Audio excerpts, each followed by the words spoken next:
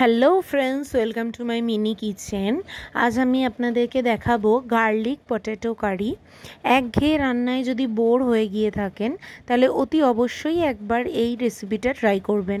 ফার্স্টেই আমি গার্লিক আর পটেটো দিয়ে ছোটো ছোটো বলস বানিয়ে নিয়েছিলাম। তো এর রেসিপিটাও আমার চ্যানেলে দেওয়া রয়েছে, চাইলে দেখে নিতে পারেন। এইবার এই বলগুলোকে দুপিঠ ভালোভাবে শ্যালো ফ্রাই করে নিতে হবে। আমার এখানে বলগুলো ভালোভাবে ফ্রাই করা হয়ে গেছে। আমি এখন কড়াই থেকে তুলে নিচ্ছি বলগুলোকে। এরপরে আমি কড়াইতে পেঁয়াজ অ্যাড করে দিলাম, তার সাথে সামান্য ধনেপাতা অ্যাড করলাম, নুন অ্যাড করে দিলাম। আর এটা কিন্তু খুবই অয়েল ফ্রি, সামান্য অয়েল আমি ইউজ করেছিলাম। এখানে 2 টিস্পুন মতন অয়েল দিয়ে নিয়েছিলাম।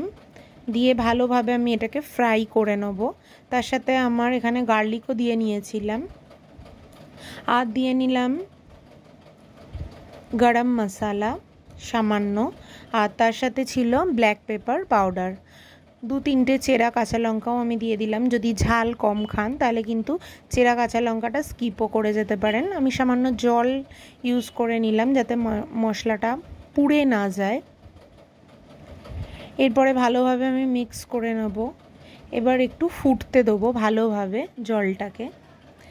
তারপরে আমি এখানে অ্যাড করে দিলাম টমেটো সস, তার সাথে আমি সামান্য সয়া সসও অ্যাড করব। দিয়ে দিলাম ভাজা মশলা আর সামান্য ম্যাগি মশলা। ম্যাগি মশলাটা চাইলে স্কিপও করে যেতে পারেন। ম্যাগি মশলার বদলে চাট মশলাও দিয়ে দিতে পারেন। এখানে ভালোভাবে ফুটিয়ে নিলেই কিন্তু আমাদের রান্নাটা কমপ্লিট। রুটি বা পরোটার সাথে দারুণ লাগে। Thanks for watching.